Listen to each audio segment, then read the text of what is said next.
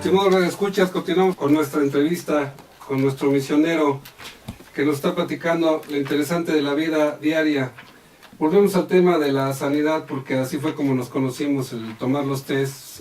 ¿Es feo tomar los test? ¿Te supieron mal los test Sonríete? No, inclusive el K que dices tú que no te puede gustar eso, a mí me supo delicioso. Pero eso fue por una remembranza de mis tiempos de infancia. Me acuerdo que mi mamá estaba lavando y yo agarraba los pedazos de jabón Corona, ya perdón por el comercial. El gol. Y ya, mientras ella lavaba, yo agarraba el pedazo de jabón y me lo metía a la boca y empezaba a hacer burbujitas. Y luego me lo tragaba y me encantaba. Y a eso sabe el K. No me digas. Sabe a jabón. La gente menos se la va a tomar. Pues, no pasa nada, puro bueno pasa. ¿Y se ha dado cuenta tu mamá que te echabas tu pedazo de jabón? Sí, se daba cuenta, pero no me decía nada, decir, pues está jugando, que juegue. Ahí te empezó lo rebelde, ¿no? No, pues no era ningún acto de rebeldía tragarse el jabón. Y ahora el tratamiento que vas siguiendo, me comentaba la otra vez, cuestión tan interesante, a mí me da la impresión desde la plática con los muchachos, que tú, en cuanto recuperes tu sanidad, te regresas a África. ¿Quién sabe? Porque uno no se manda solo. En la congregación hay toda una estructura de organización que nos destinan. ¿No? A veces nos dan a escoger en posibilidades. Por ejemplo, cuando se trató de escoger el lugar donde iba a estudiar la teología, me propusieron irme a Brasil, a Francia y a Italia. Y yo pensando en África, dije Francia, porque hay muchos países francófonos en África, fueron colonias francesas. Y ya pensando en eso, dije yo Francia. Y me mandaron a Francia. Ahí estudié mi teología en el Instituto Católico de París. Regresé a México y ya después de que estuve trabajando aquí en México me dijeron que había necesidad de ir a ayudar a los padres que estaban en Mozambique porque había guerra, estaban muy agotados y muchos ya eran ancianos. Y entonces yo me ofrecí, dije pues yo quiero ir, si puedo, mándenme para allá. Y fui, ahora sí que agraciado, porque ya diabético, hipertenso, dislipidémico, dijeron, pues no le hace. Si se quiere ir a morir a África, pues que se vaya a dar sus últimas energías por allá. Y me mandaron a Mozambique. Y ahora que estoy ya, que regresé y me puse muy mal, que yo pensaba que no iba a durar mucho, y sin embargo aquí estoy, gracias a Dios, pues no depende de mí volver a Mozambique o a África, sino más bien de la organización donde se necesita ahorita y si las condiciones son las que yo puedo aguantar para al menos dar un poquito de servicio. Si no, pues nada más iría en vez de ayudar a dar lata. Y no se necesita uno que vaya a dar lata, se necesita quien vaya a ayudar. Pero si por ti fuera solamente... Si por mí fuera estaría ya ahorita ya. Ni me hubiera regresado. Nada más me deja la dirección para saber llegar en bicicleta ya. Órale, ¿cómo no? ¿Cómo no? Hay una cosa que antes también te lo mencioné cuando estuvimos ahí en la universidad, que el día que anterior a la clase a la que tú llegaste, les mostré a los muchachos cómo había un mapa del siglo XIX en donde se veían todas las colonias de la que había sido África. En esas colonias, la distribución geográfica del siglo XX, todas son divisiones geométricas, porque así lo hicieron en una mesa y lo pusieron todo así nada más con regla para definir, te toca a ti tal, te toca a ti para esto, para lo otro. Que siempre ha sido la misión de los imperios, dividir para poder, según ellos, bueno, hasta la fecha me parece una perversión absoluta, pero es lo que siempre han hecho. Dividen Corea del Norte, dividen Pakistán e India, dividen acá, esa terrible, lo que tú mencionabas, que ahorita nos vas a abundar un poco, de pronto ya las familias se separan porque son diferente nacionalidad y ellos no tenían ni idea de lo que estaban haciendo, o juntaban a los enemigos o dispersaban a los amigos, y eso es terrible. Hay 4 puntos para que se pudiera hablar de lo que es África en el pasado, en el presente y en el futuro. El pasado, porque estuvo basado, por ejemplo, el apartheid en Sudáfrica, estuvo basado en la explotación de los diamantes. Ahora, por ejemplo, Nigeria, que es el 6º productor de petróleo, que tiene reservas de petróleo más grandes que Estados Unidos y que México, y que es lo que ahora se está consumiendo, y sin embargo es producto de una gran corrupción y nunca llega el beneficio del petróleo a esa pobre gente que está calculado que gasta $1 al día, excepto las clases dirigentes. Entonces, los diamantes en el pasado, el petróleo en la actualidad. También una cuestión importante del pasado, lo recuerdo, es el marfil. La gran cantidad de elefantes que matan, y todo el contrabando que se va hacia Filipinas y hacia China, que es impresionante la cantidad de animales muertos, pobres animales, y que aunque haya, con esa hipocresía que le caracteriza a ciertas instituciones occidentales, un puesto muy importante que tenía en la sociedad para el cuidado ecológico de los animales, que es el rey de España, lo encontraron balaceando con un pobre elefante tirado y una escopetota ahí, y él era uno de los principales dirigentes de esta sociedad. Entonces, es el pasado, son los diamantes y el marfil. El presente es el petróleo, y para el futuro está el coltán, que es un elemento que es ahora fundamental, que los químicos lo llaman del 5º grupo, y que es uno de los componentes esenciales para los elementos de computación por la pequeñez y porque es un elemento extraordinario, transmisor para la tecnología del futuro. Y precisamente está donde está el problema de la violencia. Es muy sencillo, si podemos entender lo que es la geopolítica, donde están los problemas de este tipo de extracción, es donde está la violencia, es donde está el terrorismo, y luego se queja Occidente que no tuvieran ellos la capacidad, lo de esta pobre gente de África, y los sociólogos europeos lo llaman el siglo XXI como el siglo de las migraciones. Deberían seguirle llamando el siglo colonialista, como siempre lo han hecho, pero tú no lo puedes explicar mejor, lo que decía la terrible violencia de la que fuiste testigo. Pues realmente es una sociedad, la sociedad africana, que ha sufrido mucha violencia precisamente por el pillaje que se ha hecho de sus recursos naturales. Todas las épocas de colonia, inclusive la actual, como bien lo defines tú, sigue siendo época colonial. Sigue habiendo extracción de metales preciosos, de bosques inmensos que quedan deshechos por la avaricia de las sociedades bienestantes de Occidente y también del Oriente, que tiene sus intereses en llevarse todos esos materiales a sus países, y como en África no hay manera de procesarlos, pues ellos vengan a nuestro reino, por cualquier bicoca lo sacan de ahí. Lo que es ahora los chinos y los coreanos del sur. ¿Sí? Y lo más terrible es que para hacer limpieza del terreno les dan armas para que los grupos étnicos se peleen entre ellos, suscitan problemas entre ellos para que se maten, se exterminen, y luego con la mano en la cintura llegan y esta tierra es mía. Aquí me voy a instalar, aquí voy a tener mis minas. Ya no hay gente, ya se diezmaron, ya se acabaron, ya huyeron. Siguen haciendo sus razzías, o sea, barren con todo. Ese es un método antiquísimo. De los imperios que siempre han Todos los imperios han hecho eso y lo siguen haciendo actualmente. Ahora ya los imperios no son por países, ya son las transnacionales, que juntan grupos con intereses económicos de diversos países. Y la gente entonces es la que sufre Tú mencionabas los casos de violencia cuando se pegan, eran los Tutsis, ¿cuáles eran los que se pusieron? Los de Ruanda. Los Tutsis y los Hutus, sí. En Ruanda. Sí, porque pues dejaron en la misma área geográfica del país, dejaron esas dos tribus rivales antagónicas de años.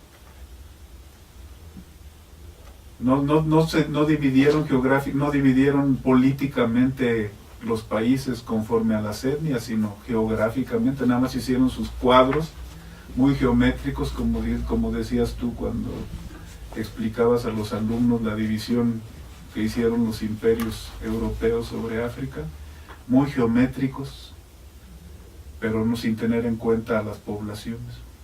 Pero todo gobierno hace eso. ¿Qué gobierno le pide a un grupo étnico su parecer? Ninguno. Es perder el tiempo. La imposición es lo que cuenta según las visiones del Estado. Aquí en China se hace eso y se seguirá haciendo. Y te toca la esplendidez humana a la que llegan estas personas, que es lo original, como nos llevábamos antes, cuando decían que son extraordinariamente hospitalarios ellos, ¿no? Extraordinariamente hospitalarios. Dan la vida por ti. Si eres su huésped, estás seguro. Primero se mueren ellos a que te mueras tú. Es una hospitalidad extraordinaria, una entrega desmesurada. No se miden.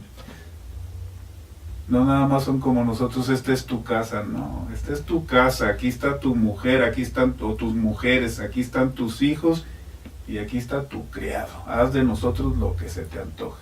O sea, a las mujeres también las... También, aquí están a tu disposición, con la que quieras. Primero ofrecen una virgen, una chiquita, porque pues ya a los 12 años ya no son vírgenes allá. Entonces, una virgen, una niña de 12 años. Es que te ofrecen lo mejor que tienen, pero si tú no quieres eso, pues entonces escoge entre mis mujeres. Ya tú puedes escoger. Son espléndidos, de veras no se miden. La única referencia, y me emociona mucho poder platicar contigo esto, la única referencia que yo tengo de una actitud así, es una película que primero obviamente fue un libro que se llamaba Iglús en la noche, de Hans Ruesch, y era la historia de los que viven en el Polo Norte, y la hizo Anthony Quinn, hizo la película, y es la historia de un policía que va a agarrar a uno que vive en un iglú, que es Anthony Quinn en el caso, y son 5 días de ida y de regreso a pie, y él es la historia del trayecto hacia la prisión, o sea, todo lo que tiene que caminar hacia la prisión. Él le salva la vida varias veces, lo enseña a vivir y le empieza a admirar el policía a él, y finalmente ya cuando lo tiene que entregar le pregunta, oye, pues es que te tengo que llevar, yo por mí no te llevaba, pero es mi misión, es mi trabajo. Y dice, no, haz lo que tengas que hacer. Él le dice, sí, pero es que te tengo que explicar. No, es que no tienes que explicarme nada. No, sí, pero es que tú mataste a alguien. Sí, bueno, pues lo tenía que matar, sí, pero es que era un misionero. Y dice, sí, bueno, pues misionero para ti, porque yo conozco otro Dios, no el que me estaba enseñando. Es que lo mataste. Pues es que lo maté porque no aceptó a mi mujer. Yo se la ofrecí y no la aceptó. Entonces él dice, sí, bueno, pero es que soy misionero, yo no puedo tener relaciones. Y él le dice, mira, si prestas tus perros, te los regresan todos peleados y mal alimentados. Prestas tu trineo, te lo regresan todo abollado. Prestas tu piel, te la regresan con hoyos. Tu cuchillo, lo que sea. Prestas a tu mujer y te la regresan con una sonrisa. Pero ahorita ya para mí la realidad supera cualquier cosa de lo que haya uno leído, porque es extraordinario esto que me estás diciendo, ¿no? Sí, y es que para ellos no existe el tabú sexual que nosotros en Occidente cristiano hemos mantenido durante siglos, que el sexo es malo, que el placer es malo. Para ellos el valor sagrado de la hospitalidad es sagrado, es fantástico, es lo máximo, es Dios que llega a visitarlos. Y ese concepto nosotros no lo tenemos. Y pienso yo que no son nada más los africanos, debe haber otras culturas que también son espléndidos en su manera de ser, en su manera de tratar a las personas. Cuando decías dentro de la hospitalidad está su manera de comer, ¿qué es lo normal que comen aparte de la yuca, aparte del sorgo que decías? ¿A los animalitos se los comen? Sí. La caza mayor que pueden encontrar en el bosque, antílopes, cebras, gacelas, la caza grande, los elefantes, el hipopótamo. ¿Se pueden enfrentar a un elefante? Me refiero que... Sí, lo matan. Bueno, ya hay rifles, ¿no? Ajá. Ya no van con lancitas y eso. Si en nuestros tiempos, en nuestros antepasados aquí los mataban con lanza y flecha. Allá también así los cazaban, pero ahora ya hay rifles. ¿Y es comestible la carne de elefante? Es muy elástica, pero es comestible. Se tarda uno como media hora para tragarse un bocado, pero sí. Es como los tacos de suadero en nuestras estaciones del metro, ¿no? Más o menos.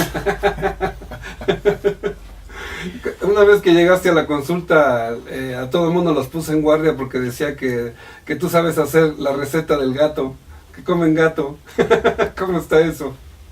Gracias. Tuvimos formadores italianos que eran de la ciudad de Vicenza. ¿Qué es un formador? Ah, un maestro. Un maestro, sí. Y entonces, en Italia dicen un dicho, dicen que los venecianos son señores grandes, los de Padua, grandes doctores, los veroneses están todos locos y los vicentinos se comen a los gatos. Pero es que ellos cuando llega uno de visita, la primera cosa que preguntan es si ya comieron. Y la pregunta es, ¿gato mañá? Los vicentinos así hablan. Gato mañá, gato comer, ya el gato si ya te lo comiste. De ahí se derivó. Pero en efecto este padre vicentino sí nos daba gato en el seminario. Como vivimos aquí en La Noria, junto a Xochimilco, es un cerro donde está el seminario, y ahí había muchos gatos de los vecinos, se metían ahí todo, y el padre se desesperaba porque se tragaban a los pollos, a los guajolotes, no podíamos tener crianza porque había un montón de gatos, entonces se dedicó a matar gatos, y teníamos también conejos, entonces nos los revolvía. Pero el gato lo trataba de manera diferente, lo ponía a congelar, después lo descongelaba y lo guisaba junto con el conejo, quedaba riquísimo, tú no te dabas cuenta qué era qué. Delicioso. Y con pocas cosas, porque descongelaba el gato, le ponía laurel, tomillo, mejorana, les ponía un chorro de aceite, los freía en aceite de oliva y luego les echaba un chorro de aceite y los tapaba. No, hombre, aquello sabía a gloria, y más uno de joven en pleno crecimiento, se traga uno hasta las piedras. Delicioso. El día que hagas uno sí me animo, ¿eh? Órale. Yo salí a mi madre que es buena para comer hasta piedras, pero esto sí. Yo tengo 4 gatos y mis hijos te van cada vez que te vean te hacen la cruz. Sí, me van a odiar tus hijos. Ya lo creo. Entonces, ¿sí era gato normal? ¿Gato? Sí, gato. Y aparte sabroso. Rico, riquísimo, de veras. Se los recomiendo a todos los radioescuchas. Bueno, ya les pasaste la receta. Sí, ya está. Sobre todo que aquí las gatas paren cada rato, pues ya ya tienen ahí. Y entonces, por supuesto, también tenías que aprender a cocinar. Y de acuerdo, ¿cambia la manera de alimentarse entre las tribus, entre el grupo étnico, cambia? Sí, porque cambian los animales de caza a los que tienen acceso. En el norte de Mozambique, en la región de Tete, hay mucho hipopótamo, hay cocodrilo. En la región central, sin tanto río, no hay tanto cocodrilo, no hay tanto hipopótamo. Entonces cambia lo que sí sigue habiendo es gacela, thompson, todos esos animalitos que son más difíciles de cazar, pero su carne es muy sabrosa y se encuentra más población de esos animales. Y los guisos pues cambian también, las hierbitas son diferentes. En la zona de Tete comen mucha hierbita de los ríos. Por ejemplo, el camote, la guía del camote, las hojitas del camote, se comen el camotito que está enterrado en la arena, y las guías también las preparan y se las comen. Y en el sur, por ejemplo, en la zona de la capital de Mozambique, ahí los rongas preparan una hierba que es más amarga, el nombrecito inclusive no es muy llamativo, se llama cacana, pero les encanta, la preparan con cacahuate y queda muy rica, un sabor amargo pero con el dulcecito del cacahuate, es una combinación excelente para los dragones. ¿Tienen guisos especiales para sus ceremonias? No, no hay guisos especiales. De lo que ellos comen, eso les ponen a sus antepasados. Los antepasados son los dioses prácticamente. Sí reconocen un ser espiritual superior que sería Dios, pero el intermediario entre ese ser espiritual y ellos son sus antepasados. Entonces a los antepasados es a los que se les hacen ofrendas. Y se hacen ofrendas de lo que a ellos les gustaba, igual que nosotros aquí en Michoacán o aquí en Mixquic, que se les lleva cerveza, mole, a su altar lo que a ellos les gustaba. No hay así cosas especiales. En los ritos propiciatorios, en los ritos de expiación para pedir disculpas a los antepasados, ahí lo tradicional es usar la ofrenda de harina, de sorgo normalmente, o de maíz también, y la libación de la cerveza local hecha con sorgo.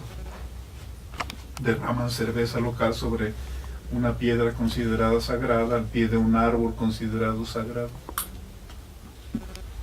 Son tradiciones muy bonitas. Hay un filólogo español, José Antonio Marina, que a mí me gustan mucho sus obras, donde él mencionaba que hay una gran cantidad de palabras comunes a todas las culturas. Una es Dios, la palabra Dios, y otra es la palabra amor, que la tienen en todas las culturas.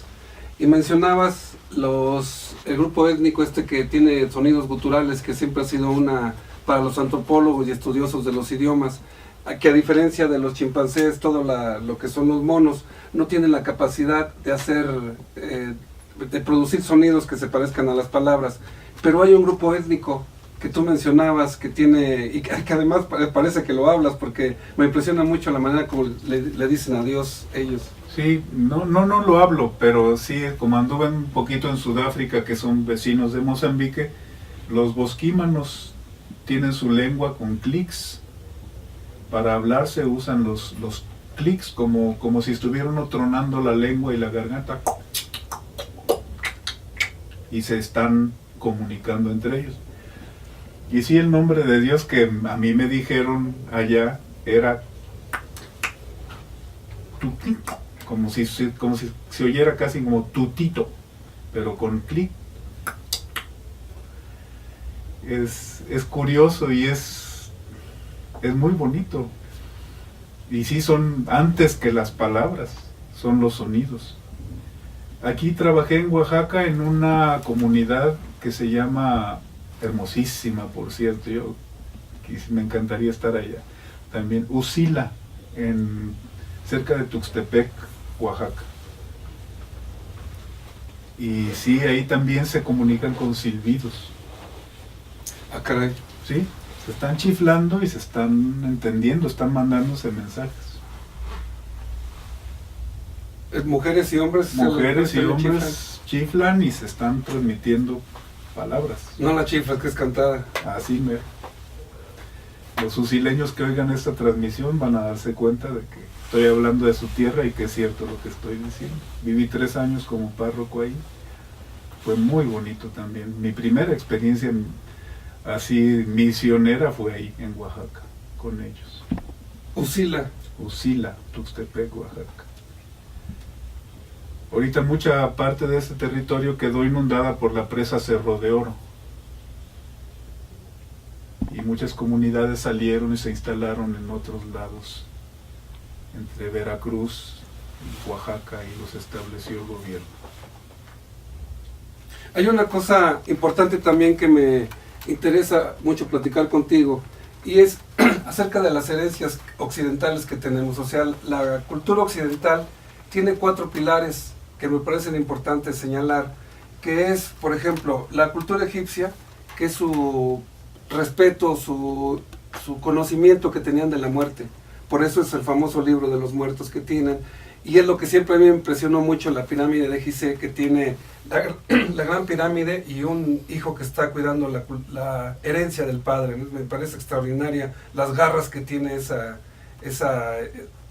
esfinge antropoidea, y que la usaban los tropas napoleónicas para practicar sus cañones. Esos son con respecto a la muerte, la herencia que tenemos de parte de los egipcios. Los romanos, como es un imperio, tenían que garantizarle el pecunio a las tropas que salían y a los comandantes para que al regreso estuvieran sus propiedades protegidas, o si morían en la guerra, estuviera protegida la prole, la esposa que tuvieran, etcétera. Entonces ellos nos legan lo que es el derecho. Triste manera de nacer del derecho, pues producto de la violencia, ¿no? de invadir.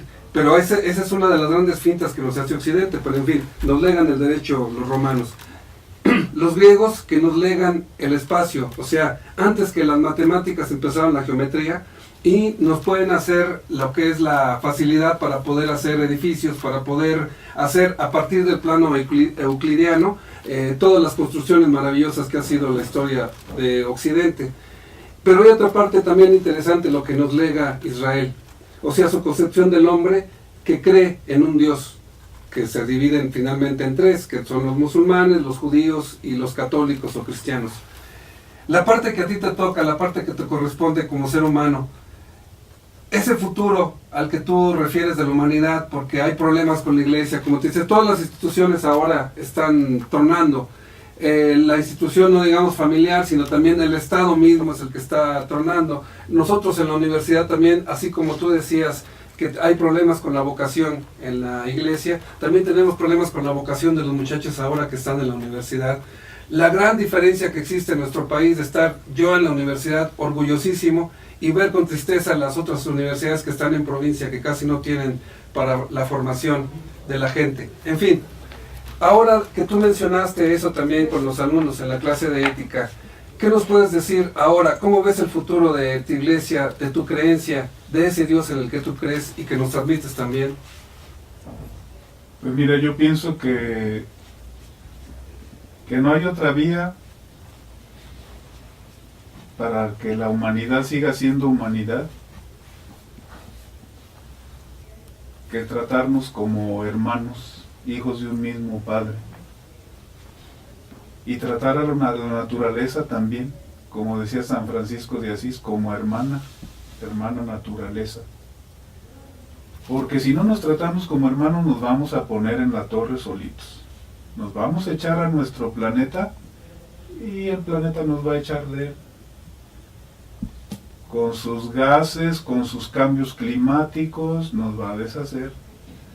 Y nosotros no somos más que criaturitas y de las más chiquitas de la naturaleza. A lo mejor sobreviven microbios y sobrevivirán las cucarachas. Las cucarachas, o a lo mejor no sé, grandes árboles, o no sé qué sobreviva, pero ciertamente nosotros como especie, si no nos empezamos a tratar como hermanos y empezamos a tratar a la naturaleza como hermana, no vamos a llegar muy lejos. En cuestión de unas generaciones desaparecemos. Ni vamos a esperar a que la Tierra se acerque al Sol, o el Sol se acerque a la Tierra, o que el Sol se involucione en estrella negra y nos chupe con su energía. No vamos a alcanzar, sí, no vamos a tardar tanto.